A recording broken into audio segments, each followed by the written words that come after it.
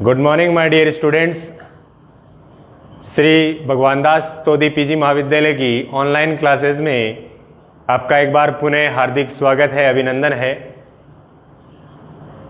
आज अपन राजनीति विज्ञान का जो अध्याय अपन ने चला रखा था बीए पार्ट सेकेंड ईयर का,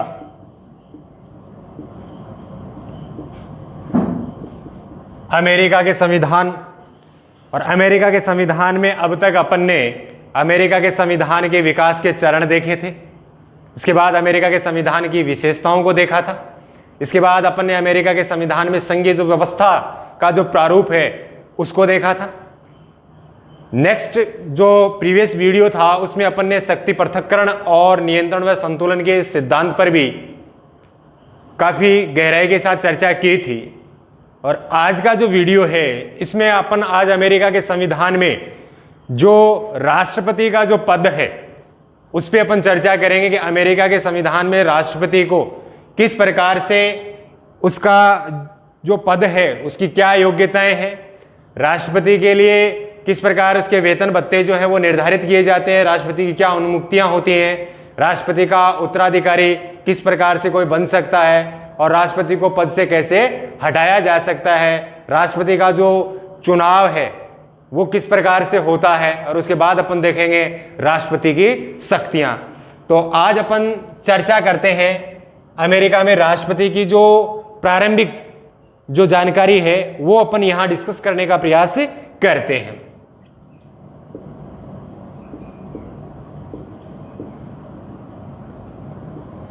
अमेरिका का संविधान, क्योंकि अपना जो अध्याय जो चल रहा था वो अमेरिका के संविधान पे अपन चर्चा कर रहे थे, और यहां अपन देख रहे थे अमेरिका के संविधान के अंदर किस किस प्रकार की व्यवस्थाएं की गई थी। तो अब तक अपन ने जो अध्ययन किया था वो देखा था विकास के चरण, संविधान के विकास के चरण। इस पे अपन ने 4 चरणों पे डिस्कस भी किया था। इसके बाद अपन ने इसकी विशेषताओं पर भी काफी डिस्कस किया है। इसके बाद अपन ने अमेरिका के संघीय व्यवस्था का जो प्रारूप है उस पे भी विचार किया था, और शक्ति पृथक्करण व नियंत्रण व संतुलन का सिद्धांत, और ये दोनों सिद्धांत काफी महत्वपूर्ण है। मैंने आपको बताया भी था कि एग्जाम में कई बार इनकी पुनरावृत्ति होती है, अर्थात बार बार पूछे जाते हैं। ये नहीं है कि लास्ट ईयर अगर एग्जाम में पूछा गया है तो अगले सेशन में ये नहीं आएगा, क्योंकि अमेरिका के संविधान में शक्ति पृथक्करण और नियंत्रण व संतुलन का जो सिद्धांत है इसका विशेष महत्व है। इसके साथ साथ मैंने एक और बताया था निहित शक्तियों का सिद्धांत के बारे में भी अपन ने चर्चा की थी, और एक शक्ति विभाजन के सिद्धांत पे। तो कुल मिलाकर के आपके सामने 4 सिद्धांत थे। तो आप में इनको समझने का प्रयास करें और ये देखने का प्रयास करें कि इस प्रकार के जो सिद्धांत हैं इनके जो बेसिक जो अर्थ है वो अर्थ अपन व्यवस्थाओं के किस रूप में अपने को दिखाई देता है। तो अमेरिका के संविधान में शक्ति पृथक्करण कहां पाया जाता है उसको समझने का प्रयास करें। नियंत्रण व संतुलन की जो व्यवस्था है वो किस प्रकार से जो शासन के अंग हैं उन पे नियंत्रण है वो किस प्रकार से स्थापित होता है, राष्ट्रपति जो होता है वो किस प्रकार से व्यवस्थापिका पे नियंत्रण रखता है, या व्यवस्थापिका जो होती है वो राष्ट्रपति पे किस प्रकार से नियंत्रण रखती है, या व्यवस्थापिका और कार्यपालिका है मिलकर के न्यायपालिका पर किस प्रकार नियंत्रण स्थापित करते हैं, या न्यायपालिका जो है व्यवस्थापिका और कार्यपालिका पर किस प्रकार से नियंत्रण स्थापित करती है। तो इनको आप समझने का प्रयास करें। बार बार जब आप इनका रिवीजन करेंगे तो निश्चित तौर से इनके जो महत्वपूर्ण जो अंग हैं, महत्वपूर्ण जो कड़ियां हैं वो आप एक दूसरे के साथ जोड़ सकते हैं। और जब आपके अंदर इस प्रकार का जो कौशल जो है अपन स्किल्स जिसकी बात करते हैं इस प्रकार जब आपको इसमें अपने आप में डेवलप हो जाएगी तो निश्चित तौर से आप आगे वाले जो अध्याय जो अब आप पढ़ेंगे तो निश्चित तौर से आप उनमें भी अंतर कर सकते हैं। तो आज का अपना जो वीडियो है वो राष्ट्रपति को लेकर के, और ये अमेरिका के संविधान का एक महत्वपूर्ण राजनीतिक पद है। अमेरिका के संविधान में राष्ट्रपति का जो पद है वो एक महत्वपूर्ण राजनीतिक पद के रूप में इसकी चर्चा करेंगे अपन। अमेरिका का जो राष्ट्रपति है इसमें कार्यपालिका की शक्तियां, यानी कि अपन सरकार के जो अंगों की अपन जब चर्चा करते हैं व्यवस्थापिका, कार्यपालिका और न्यायपालिका, तो संविधान जो है कार्यपालिका की संपूर्ण शक्तियां जो है वो किसको प्रदान करता है? राष्ट्रपति को देता है। यानी राष्ट्रपति में कार्यपालिका शक्तियां निहित हैं। कार्यपालिका की जो शक्तियां हैं, ये संपूर्ण शक्तियां किसमें निहित हैं? राष्ट्रपति में निहित है। दूसरी ओर राष्ट्रपति जो है वो सरकार के साथ साथ राज्य का भी अध्यक्ष होता है। जब अपन संसदात्मक शासन व्यवस्था का अध्ययन करते हैं तो उसमें अपने को दोहरी कार्यपालिका देखने को मिलती है। उसमें एक नाम मात्र की और एक वास्तविक कार्यपालिका। संसदात्मक शासन व्यवस्था में जब अपन देखते हैं तो वहां जो राष्ट्रपति होता है, संविधान के द्वारा शक्तियां तो राष्ट्रपति को दी गई है। जैसे अपन भारत की चर्चा करते हैं, भारत के संविधान की, तो भारत में कार्यपालिका की जो शक्ति है, यह शक्ति राष्ट्रपति को तो दी गई है, लेकिन व्यवहार में राष्ट्रपति इन शक्तियों का प्रयोग नहीं करता है। राष्ट्रपति जो होता है वो नाम मात्र की जो कार्यपालिका होती है उसका प्रतीक होता है। नाम मात्र की कार्यपालिका, क्योंकि संविधान शासन की शक्तियां राष्ट्रपति को दे रहा है, लेकिन व्यवहार में उन शक्तियों का प्रयोग राष्ट्रपति नहीं करता है। उनकी शक्तियों का प्रयोग प्रधानमंत्री के नेतृत्व में मंत्री परिषद करती है। कौन करती है? मंत्री परिषद करती है भारत के संविधान में। तो यहां ये वास्तविक कार्यपालिका बन जाती है, वास्तविक कार्यपालिका भारत के संविधान की। यानी कि नाम मात्र की और वास्तविक कार्यपालिका का जो अंतर अपने को दिखाई देता है वो संसदात्मक शासन व्यवस्था के स्वरूप में अपने को दिखाई देता है, जहां पे एक नाम मात्र की कार्यपालिका और एक वास्तविक कार्यपालिका होती है। जबकि संघात्मक शासन व्यवस्था की अपन जब चर्चा करते हैं तो संघात्मक शासन व्यवस्था के अंदर नाम मात्र और वास्तविक कार्यपालिका का अंतर नहीं पाया जाता है। अर्थात संपूर्ण कार्यपालिका जो शक्ति होती है वो अमेरिका के संदर्भ में जो अपन देखते हैं तो राष्ट्रपति में निहित होती है। यही सरकार का अध्यक्ष होता है और यही राज्य का अध्यक्ष होता है अमेरिका का राष्ट्रपति। तो आप थोड़ा सा क्या है कि अमेरिका के राष्ट्रपति को भारत के राष्ट्रपति के साथ रख करके इसकी तुलना करने का भी प्रयास करें कि अमेरिका का राष्ट्रपति भारत के राष्ट्रपति की तुलना में अधिक शक्तिशाली कैसे है। तो यहां अधिक शक्तिशाली होने के लिए वहां की जो शासन व्यवस्था का जो स्वरूप है यह तय करता है कि राष्ट्रपति की जो शक्तियां हैं वो किस प्रकार से वह अपनी शक्तियों का प्रयोग करता है। अब अपन चर्चा करते हैं, राष्ट्रपति की सामान्य जानकारी लेते हैं। तो साथ साथ आप अपनी नोटबुक साथ साथ रखें, जो इंपॉर्टेंट चीजें आती हैं आप इनको नोट करते रहें।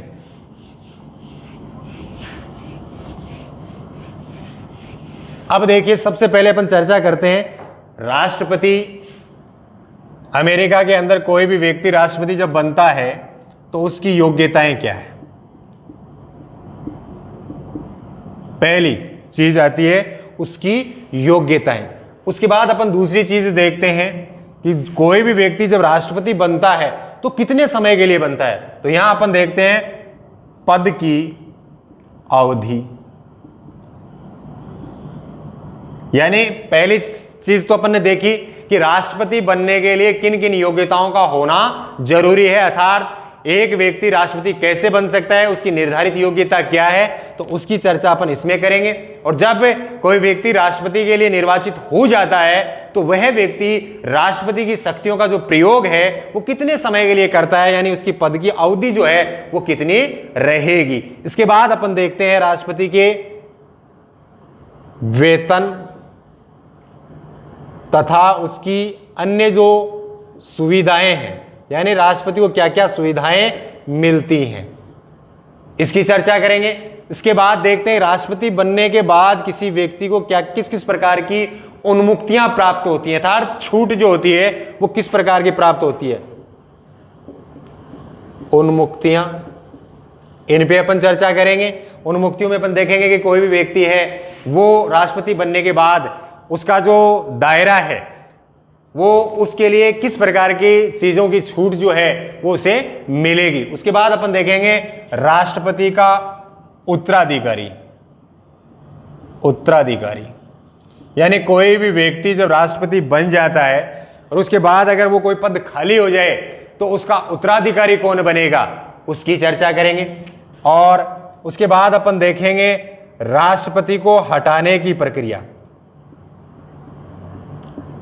यानी कि एक व्यक्ति जब राष्ट्रपति पद पर निर्वाचित होता है, राष्ट्रपति बनता है, तो उसको पद से कैसे हटाया जा सकता है, तो इन पे अपन चर्चा करेंगे। तो अपन सबसे पहले चर्चा करते हैं उसकी योग्यताओं को लेकर के।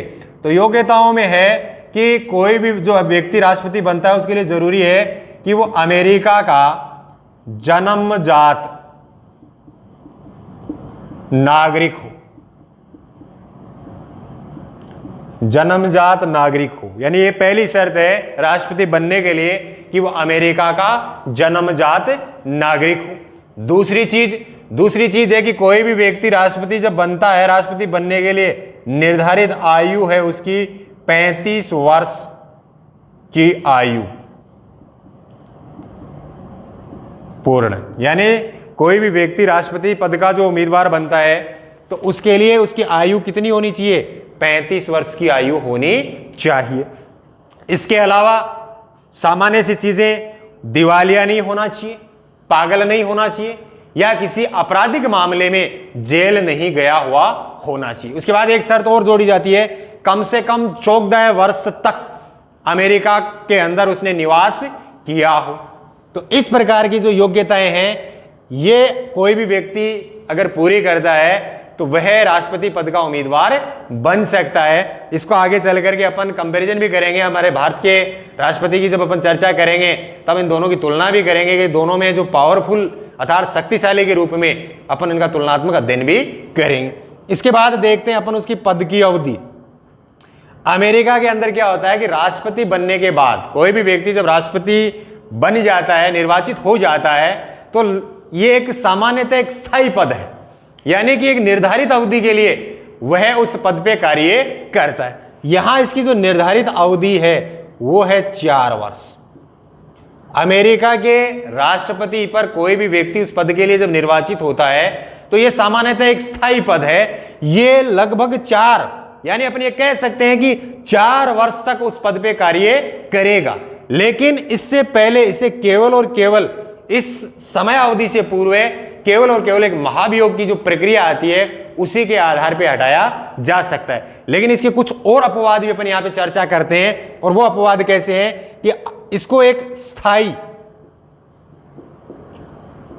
पद की भूमिका में भी देख सकते हैं कि 4 वर्ष तक वह कार्य करेगा। लेकिन अपवाद स्वरूप यानी कुछ अपवाद हैं, ऐसी स्थिति में वो पद से पहले भी हटाया जा सकता है। इसके लिए सबसे पहली चीज तो होती है कि कोई भी व्यक्ति जब राष्ट्रपति बना है तो वह स्वयं त्याग पत्र दे सकता है। क्या कर सकता है? स्वयं त्याग पत्र देकर के उस पद से मुक्त हो सकता है, त्याग पत्र देकर।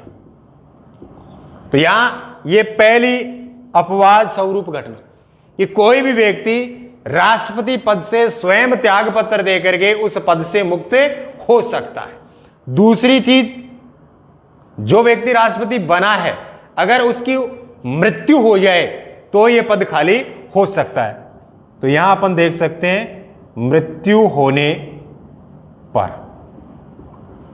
यानी मृत्यु होने पर यह पद, समय से बात करें 4 वर्ष पूर्व यह पद किस प्रकार से खाली हो सकता है, तो यहां या तो वह स्वयं त्याग पत्र दे दे या उसकी मृत्यु हो जाए। और तीसरा जो अपवाद है, तीसरे अपवाद के स्वरूप में आता है इस पे महाभियोग की प्रक्रिया, यानी राष्ट्रपति पर महाभियोग लगा करके उसे पद से हटाया जा सकता है। तो दो जो शर्तें हैं ये तो स्वयं उस व्यक्ति यानी जो पद पे जो व्यक्ति आसीन है उससे संबंधित है, दोनों की दोनों, कि या तो वह स्वयं त्याग पत्र दे या उसकी मृत्यु हो जाए। लेकिन तीसरी चीज है उसकी महाभियोग की प्रक्रिया, कि महाभियोग की प्रक्रिया के आधार पे उसे पहले भी हटाया जा सकता है।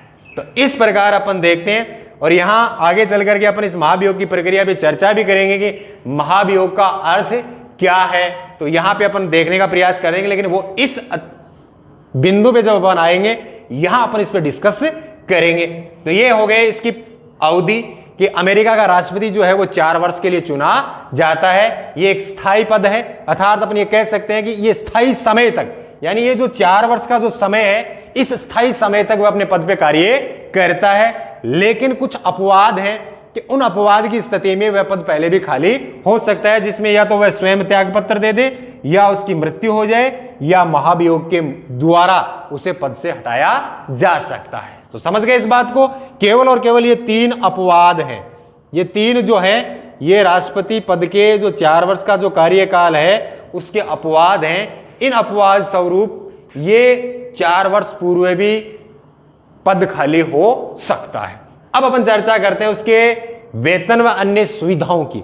तो यहां अमेरिका की जो व्यवस्थापिका है, और अमेरिका की व्यवस्थापिका का नाम क्या है, अपने पहले क्लास में हमने पढ़ा भी था उस चीज में। अमेरिका की व्यवस्थापिका का नाम जो है वो है कांग्रेस।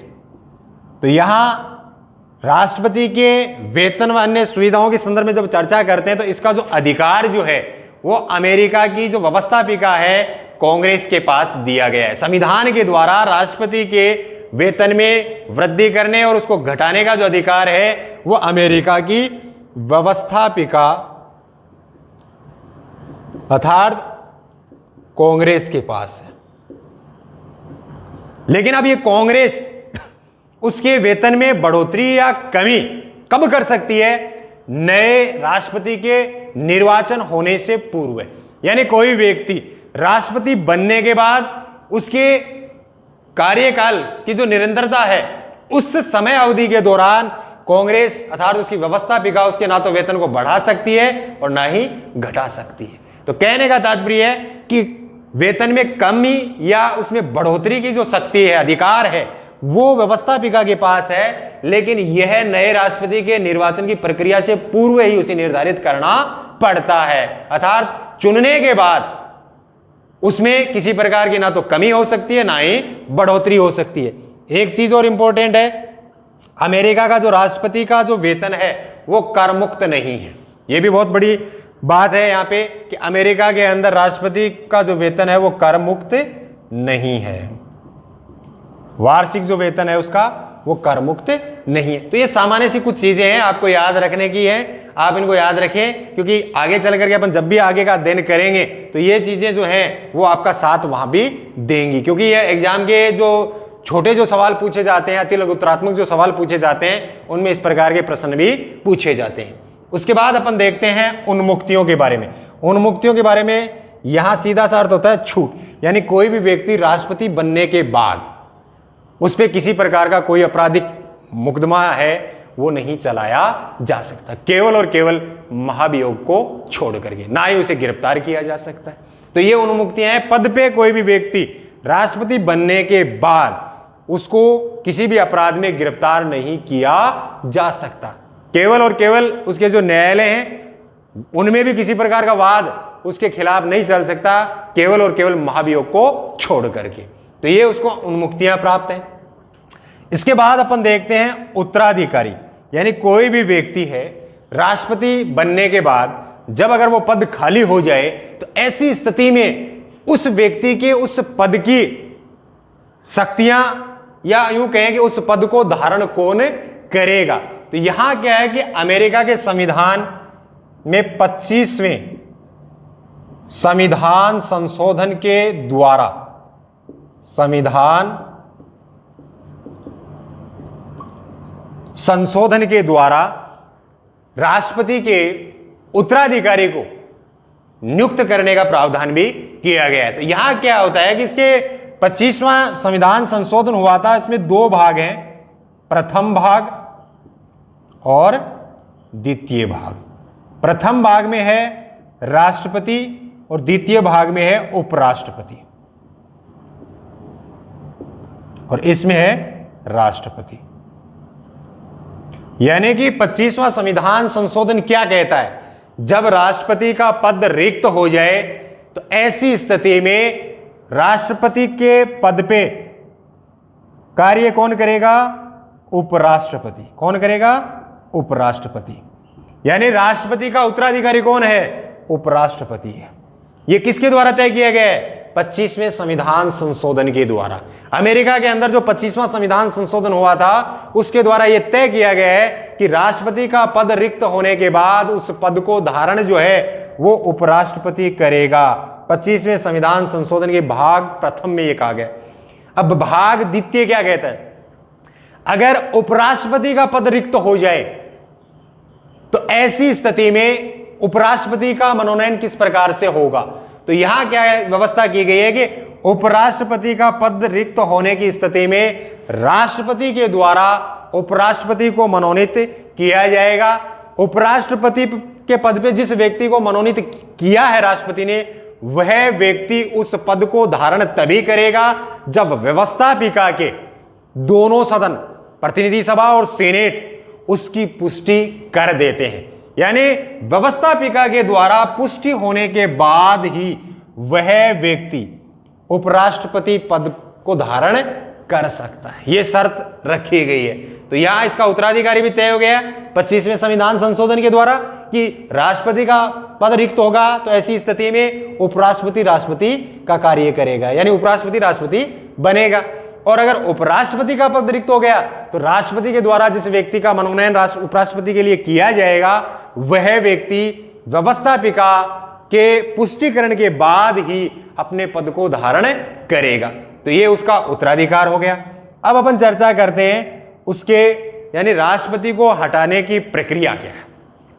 तो अपन ने देखा था राष्ट्रपति को हटाने की प्रक्रिया एक ही है, महाभियोग की प्रक्रिया। महाभियोग की प्रक्रिया यानी राष्ट्रपति को 4 वर्ष का जो ये कार्यकाल है, इस 4 वर्ष के कार्यकाल से पूर्व हटाने की जो प्रक्रिया है वह है महाभियोग। अब ये महाभियोग की प्रक्रिया किस प्रकार से संपन्न होती है, और दूसरी चीज अपन ये भी देखेंगे कि ये महाभियोग का अमेरिका के संविधान में इसका अर्थ क्या है। तो अमेरिका के संविधान में महाभियोग का अर्थ है राष्ट्रपति पे घूसखोरी, देशद्रोह या अन्य गंभीर अपराध अगर उस पे लगे हैं तो ऐसी स्थिति में राष्ट्रपति के विरुद्ध महाभियोग की प्रक्रिया चलाई जाती है। अब यह महाभियोग की प्रक्रिया किस प्रकार से संपन्न होती है, तो इस महाभियोग की प्रक्रिया को अपन समझने का प्रयास करते हैं। मैं इसको मिटा देता हूं।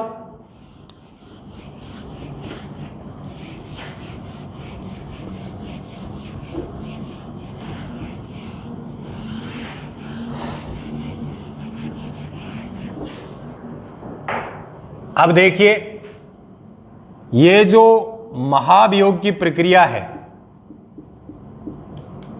इस प्रक्रिया का सीधा सा संविधान के अंदर जो अर्थ दिया गया है कि राष्ट्रपति को किस प्रकार से हटाया जाएगा, तो महाभियोग की प्रक्रिया में एक तो आता है घूसखोरी, एक आता है देशद्रोह, एक आता है अन्य गंभीर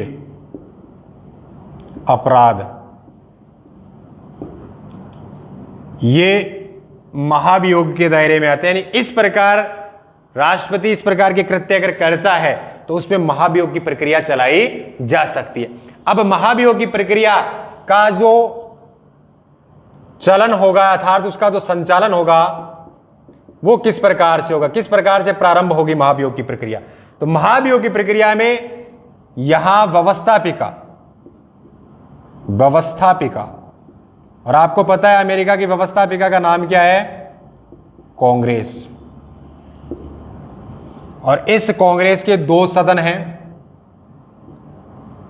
प्रतिनिधि सभा और सीनेट। अब देखिए महाभियोग की प्रक्रिया जो है उसका जो प्रोसेस है, उसकी जो प्रक्रिया है वो किस प्रकार से संपन्न होती है।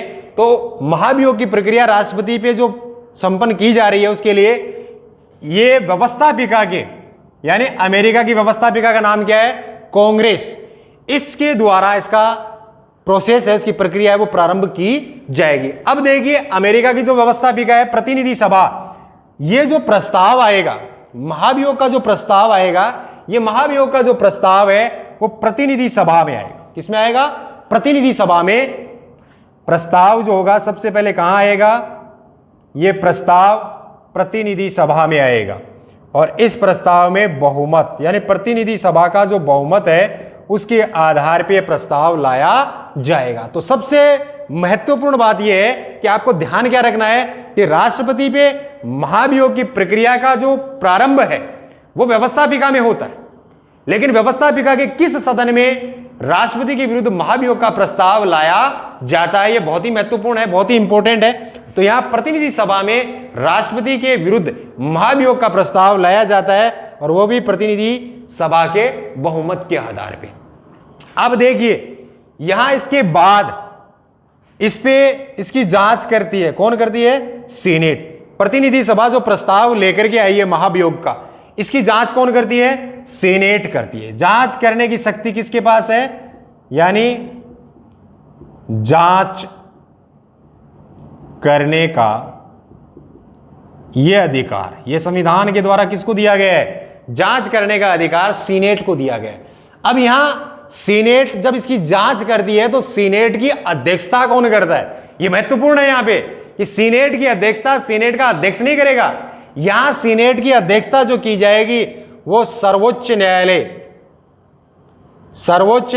का मुख्य न्यायाधीश कौन करेगा? मुख्य न्यायाधीश। तो हो गया ना ये अपने आप में इंपॉर्टेंट कि महाभियोग की प्रक्रिया इतनी आसान नहीं है। महाभियोग की प्रक्रिया के माध्यम से राष्ट्रपति को 4 वर्ष पूर्व, तो यानी उसके कार्यकाल से पूर्व उसे पद से हटाया जा सकता है। इस महाभियोग की श्रेणी में किस प्रकार के कार्य आते हैं?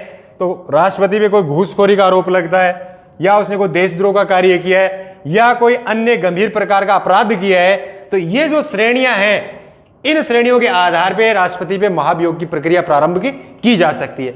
और यह प्रक्रिया प्रारंभ किस प्रकार से होती है? तो इसका जो प्रारंभ है, इसकी जो प्रक्रिया है वो व्यवस्थापिका में होती है, अर्थात कांग्रेस में होती है। कांग्रेस का जो निम्न सदन है प्रतिनिधि सभा, उसमें सबसे पहले राष्ट्रपति के विरुद्ध महाभियोग का प्रस्ताव लाया जाता है। और यह प्रस्ताव जो है वो बहुमत यानी प्रतिनिधि सभा के बहुमत के आधार पर लाया जाता है। उसके बाद उस प्रस्ताव की जांच जो है, जो प्रक्रिया की जांच है, वो सीनेट करती है। उस समय सीनेट की जो अध्यक्षता है वो सर्वोच्च न्यायालय का मुख्य न्यायाधीश करता है। आगे बात यहां पे समझ में, तो ये इसके हटाने की प्रक्रिया है। इसको हटाया कैसे जा सकता है, तो इस आधार पे आप इनको समझ सकते हैं। अमेरिका के अंदर अब तक केवल और केवल महाभियोग की जो प्रक्रिया है वो एक ही राष्ट्रपति के विरुद्ध आई थी। अमेरिका के अंदर जॉनसन जो थे उनके विरुद्ध इस प्रकार की प्रक्रिया लाई गई थी, लेकिन दोष सिद्ध नहीं हो सके थे। महाभियोग आया जरूर था लेकिन सिद्ध नहीं हो पाया था। तो इस आधार पे आपने आज की इस वीडियो के माध्यम से राष्ट्रपति की सामान्य प्रक्रियाओं को आपने समझने का प्रयास किया है। अगले वीडियो में अपन चर्चा करेंगे राष्ट्रपति का जो निर्वाचन है और राष्ट्रपति की शक्तियां। ये दोनों महत्वपूर्ण है कि राष्ट्रपति का चुनाव किस प्रकार से होता है और राष्ट्रपति की जो शक्तियां हैं वो किस प्रकार की शक्तियां हैं, किस प्रकार की शक्तियों का वह प्रयोग करता है। तो मैं उम्मीद करता हूं कि आज की इस क्लास के माध्यम से अमेरिका के राष्ट्रपति के संदर्भ में जो सामान्य प्रकार की जो व्यवस्थाएं वहां के संविधान में की गई हैं, उसे किस प्रकार की राष्ट्रपति बनने के लिए क्या योग्यताएं होनी चाहिए, उसके जो पद की जो अवधि है वो कितनी निर्धारित की गई है, पद से उसे कैसे हटाया जा सकता है, कौन कौन से ऐसे अपवाद हैं, किस प्रकार की उसे उन्मुक्तियां दी गई हैं, किस प्रकार के अपन उसके उत्तराधिकारी की चर्चा की थी, उसके लिए अपन ने उसके वेतन भत्तों को भी देखा था और हटाने की प्रक्रिया महाभियोग को भी अपन ने समझने का प्रयास किया है। तो मैं उम्मीद करता हूं आज के इस वीडियो के माध्यम से आप अमेरिका के राष्ट्रपति के जो प्रक्रिया है उसकी सामान्य प्रक्रिया को आप अच्छी तरीके से समझ पाएंगे। तो मिलते हैं अपन अगली क्लास में निर्वाचन, राष्ट्रपति के निर्वाचन को और शक्तियों को लेकर के। तब तक के लिए धन्यवाद।